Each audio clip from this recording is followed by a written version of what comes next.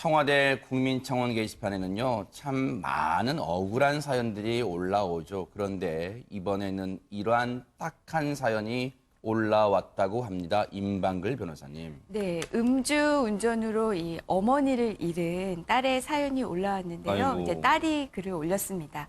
네. 이 딸의 어머니는 작년 10월에 경인 고속도로에서 음주 운전자에 의해서 사고를 당했는데요. 네. 신호 대기 정차 중이셨다고 해요. 아이고. 그런데 만취 상태로 벤츠를 몰던 한 남성이 그대로 전속력으로 그 어머니 차량의 후면부를 들이받았다고 합니다. 아이고. 그걸로 인해서 이 어머니의 차량은 거의 정말 형태를 알아볼 수 없을 정도로 찌그러졌다고 하고요. 아유. 그 어머니 차가 당연히 앞에 있는 또 택시와 또 한번 부딪혔대요. 이게 총 8중 추돌 사고까지 아이고, 이어졌는데요. 저게 사고 당시의 모습인가 그렇죠. 보네요. 어머니 차량의 뒷면입니다. 거의 아. 알아볼 수가 없죠. 그래서 이 어머니가 그 자리에서 사망을 하셨고요. 아유. 그 외에 추돌 사고로 인해서 4명이 또 부상당한 어떤 큰 사고였습니다. 근데 또 네. 굉장히 안타까운 게 이게 어머니 퇴근길이었대요. 아이고. 새벽 2시였거든요. 근데 어머님이 그 아침 식사로 이 가족들 아침 준비하기 위해서 닭갈비 재료를 준비하고 있었던 모양이에요. 근데 사고를 나면서 그 닭갈비 재료를 뒤집어 쓴 채로 정말 비명 한 번 지르지 못하고 아유. 돌아가셨다라고 이제 딸이 글을 올렸습니다. 당시에 이 가해 운전자는요, 음주 운전 상태였다는데 대체 어느 정도였습니까? 오인선 교수님. 지금 이제 이번에 8중 추돌 그 사고를 냈던 이 30대 남성 같은 경우는 이제 그 당시에 이 혈중 알코올 농도가 0.093%였습니다. 아. 그래서 지금 일반적으로 말이죠. 이 차가 이렇게 있으면은 뒤에서 이렇게 박은 쪽하고 박힌 쪽이 있는데 통상 보게 되면은 이게 박은 쪽 같은 경우는 좀 훨씬 덜해요. 네. 그 피해가. 네. 근데 지금 이번에 이제 피해자 같은 경우는 한번 박히고 난 이후에 또 앞쪽에 있는 택시를 가서 또 박았단 말이죠. 그래서 이제 아마 사망을 하신 것 같고 또 그 앞쪽에 있는 그 운전자를 포함해서 동승자 4명이 다쳤는데 네. 지금 이 사람 같은 경우는 나중에 이제 뭐 혼자서 걸어 나왔다라고 해요. 아이고. 그러니까 이제 본인은 별로 크게 어떤 그 신체적인 어떤 그 손상을 입지 않고 네. 한 사람이 죽고 4명이 다친 그런 어떤 음주 사고가 발생한 거죠. 결국 이 어처구니 없는 음주로 인한 사고, 8중 추돌 사고, 결국 재판까지 가게 됐는데요. 이 지난달에 1심 선고가 있었는데 장희영 교수님, 재판부의 판단은 뭐였습니까? 일단 1심에서 징역 2년이 선고가 됐습니다. 그러니까 이게 저기 옆에 변호사님들 계시면 여쭤봤더니 그 사고 이제 피해자와 가해자 간에 이제 합의가 안 됐을 경우에 아마 이런 형이 내려진 것 같다라는 이야기가 나오는 이유가 대개는 합의가 이루어지면 집행유예가 나오기도 한데요. 그러니까 2년이라는 것은 사실 음주운전 처벌치고는 약한 벌은 아니지만 피해자의 입장에서는 어머니를 잃고 가족을 잃고 온 가족의 인생이 무너졌는데 네. 과연 이 2년이라는 실형이 합당한가 여기에 대해서 오히려 이제 분노한 거고 더 분노한 것은 2년 실형을 받고 이제 가해자 측에서 억울하다 형을 좀 낮춰달라고 이제 항소심을 내겠다 이렇게 하면서 피해자 입장에서는 고 윤창호 씨의 안타까운 죽음 이후로 음주운전에 대해서 처벌이 조금 강해질 줄 알고 이제 좀 여기에 대한 형에 대해서 믿고 있었는데 징역 2년이 나왔다 너무나 이건 약한 처벌이 아니냐 오히려 2번 상처를 주는 것 아니냐라고 이제 하소연을 함께 하고 있습니다.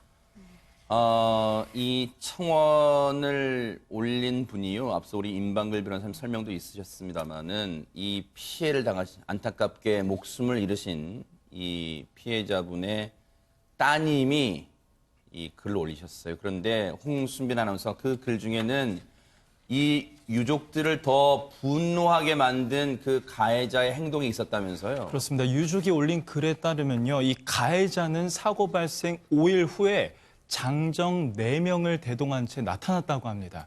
아직 그 가해자의 얘기는 들어보지 않아서 모르겠지만 이 피해자 유족의 입장에서 느꼈을 때는 당시 위협적인 분위기가 조성이 됐었고 형식적으로 사과를 읊조리는 것처럼 느껴졌다고 글로 남겼습니다.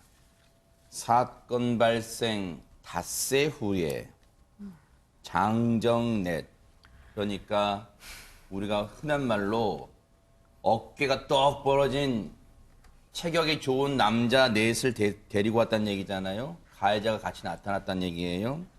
위협적 분위기를 조성하면서 형식적으로 사과한다는 말을 읊었다는 게 지금 유족, 그 피해 사망하신 분의 따님의 주장이에요. 그런데 일단 요거는 뭐 저희가 반대 측, 가해자 측의 입장을 들어보지 않았기 때문에 이게 맞다 틀리다 일단 말은 할 수 없겠지만 어쨌든 이 유족 측이 볼 때는 오히려 위협적 분위기를 조성했다는 이 말도 청원 글에 올리고 있는데 홍순빈 아나운서, 네. 이 따님이 밝히신 내용 중에는 정말로 그 어머니 관련해서 정말 가슴 아픈 애잔한 사연도 있었잖아요. 네, 이 어머니는요, 해외 파견 중인 남편 대신 20년간 이 가정의 가장 역할을 해왔다고 알려져 있습니다. 보험사 영업사원으로 20년간 일해왔다고 하는데요. 사고 당일에도 늦게까지 일하다가 새벽에 귀가하던 중이었다고 합니다. 네. 사고 발생이 새벽이었으니까 그 전날 아침에 이 어머니와 딸이 메신저를 통해서 나는 대화까지 알려지면서 안타까움을 더하고 있는데요. 그 대화 내용을 보니까 이 어머니가 딸에게 좋은 아침, 영어로 소중한 내 인생이 뭐니 알려줘 이렇게 묻습니다. 딸이 이날 아침에 My Precious Life라고 이렇게 알려주는데 어머니가 이 대답을 듣고 프로필에 이렇게 영어로 My Precious Life로 바꿔놓은 상태에서 그 다음날 새벽에 이렇게 안타까운 사고를 당했던 겁니다. 이분이요, 지금 남편분은 이 해외 파견 중이시래요. 되게 오랫동안 파견 나가셨나 봐요. 그러다 보니까, 보험사 영업사원 일을 20년 정도 하시면서 집안의 가장 역할을 해오셨답니다. 그렇게 자제분들을 키워오시다가 그날도 다음날 아침거리를 준비해서 재료를 사가지고 가는 길에 이런 표현을 당하셨다고 하니까 더더욱 주변을 안타깝게 하고 있는데, 장 교수님, 예. 지금 이 청원을 올리신 분의 얘기는 그런 것 같아요. 1심에서 내린 징역 2년이 과연 이게 국민의 법 감정에 맞습니까? 유족의 마음을 헤아린 정말 눈물이 있는 판결 맞습니까? 아마 이런 생각하신 것 같은데, 그러면서 국민 여러분 도와주세요라고 호소를 했어요, 지금. 맞아요. 국민 법감정에 맞는 판결이냐, 징역 2년이 당연히 피해자 입장에서는 뭐 무기징역을 뭐 정말 더 강한 실형을 선고해도 뭐 이게 뭐가 어떻게 뭐로 위로가 되겠습니까? 돌아가신 어머니가 살아오시는 것도 아니고요. 그렇지만 또 법은 법이니까요. 그렇다고 또 여론법으로 국민법을 다 다스릴 수는 없는 거니까 현실적으로 이런 실형이 나온 것 같은데, 실제로 이제 국민들의 마음이 어떠냐를 이 청원 게시판에 동의하는 이 수가 알려주는 것 같아요. 무려 5만 1,000여 명이 이 가해자의 이 안타까움에 동의하는 그 버튼을 눌렀거든요.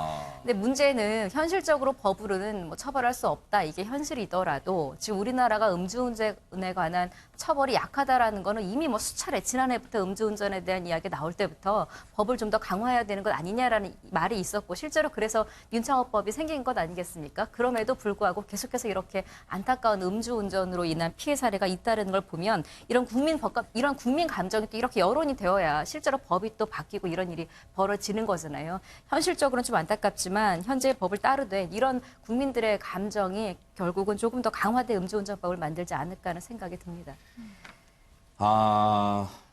오윤선 교수님, 물론 사법부가 여론에 좌지우지돼서 이 판결을 내리는 것도 이 부적합할 수는 있어요. 하지만 이 사안은 어떻습니까? 정말 우리가 윤창호법이 제정이 되면 정말로 이 사회에서 음주운전 정말 엄단할 수 있다고 믿어왔는데 지금 이거 정말 솜방망이 같다는 생각도 드시는 분도 많으실 것 같아요. 이제 사실 이 그 사고가 발생한 것이 작년 10월입니다. 네. 그런데 윤창호법이 이제 개정이 된 거 12월 달이니까 네.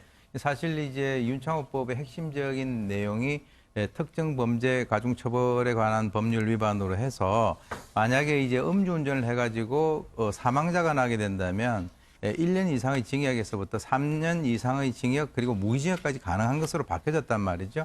그렇기 때문에 이제 그 일반 국민들은 이런 사고가 이제 그 난 것은 10월 달이긴 하지만 이미 이제 윤창호법이 시행이 되고 있기 때문에 네. 적어도 이제 아마 이 국민청원이라든가 이런 것과 연관돼 가지고 만약에 한 3년 이상이 됐었더라면 네. 이것에 대해 가지고 이제 좀 약간의 어떤 국민들의 감정이 좀 누그러졌을 텐데 네. 지금 2년이 이제 그 선고가 됐고 거기에다가 지금 이 그 피고인 같은 경우는 그 지금 본인이 뭐 좀 더 죄를 감형해 보겠다고 뭔가 이렇게 또 액션을 취한 거 아니겠어요? 그렇기 때문에 지금 사실 저 앞에서 다치거나 이제 사망한 저런 분들 같은 경우는 청천벽력을 맞은 거예요. 네. 근데 왜 저런 것에 대해 가지고 우리 국가가 윤창호법까지 만들었는데도 불구하고 저런 식으로 솜방망이 처벌을 하느냐라고 하는 그런 것에 대해서 국민들이 지금 현재 붕괴를 하고 있는 네. 그런 상황이죠. 그런데 더더욱 분노, 공분을 일으키는 게요. 임방글 변호사님, 이 가해자가요. 1심에서 징역 2년을 받으니까 알겠습니다. 참여하면 살겠습니다 한 게 아니라 이것도 무거워요. 이거 무거운 형벌이에요. 나 2심 갈 거예요. 이랬답니다, 지금. 그러게요. 이제 항소를 했습니다. 이제 실형 2년이 이제 무겁다라고 하는 건데요. 제가 이제 추정해 보건데 지금 이 청원글을 올린 이 따님과는 그러니까 그 사망한 어머님의 그 유족들하고는 합의가 안 된 것 같아요. 합의가 안 되고 공탁금 정도는 걸지 않았을까 싶은데요. 그러니까 본인들은 2심을 이제 본인 항소를 해서 이 유족들과의 어떤 합의를 시도해 보려고 할 것 같습니다. 그것 때문에 이제 항소를 한 것으로 보이고요. 검찰도 당연히 항소했겠죠. 형이 낮다고 봐서. 물론 지금 이 사안이 작년 10월이기 때문에 윤창호법, 그러니까 개정된 윤창호법이 적용되지는 않습니다. 이건 교통법이 적용됐을 거예요. 그렇다 하더라도 지금 사회 분위기가 음주운전으로 사람을 사망케 한 거는 이건 살인과 동일하게 보자라고 하는데 지금 어느 정도 사회적 인식이 있지 않습니까? 네. 그걸 고려한다면 저는 개인적으로 징역 2년은 조금 아쉬운 판결이고요. 그래서 이제 검찰도 항소했을 거라고 저는 이제 당연히 예상을 하고 그렇다면 항소심에서 만약에 뭐 모르겠습니다. 합의가 되면 또 모를까? 그렇지 않다 그러면은 2년보다 어쩌면 더한 형이 나올 수도 있을 거다. 이렇게 예측을 해봅니다. 네. 이 유족들의 황망하고 분통 터지고 억울한 심정 과연 어디서 하소연할 수 있을까요? 항소심 결과도 지켜보도록 하겠습니다. 자, 지금 시각이요. 9시 44분을 향해 가고 있습니다. 지금 여러분께서는 사건 사고를 집중 파헤치는 뉴스파이터와 함께하고 계십니다.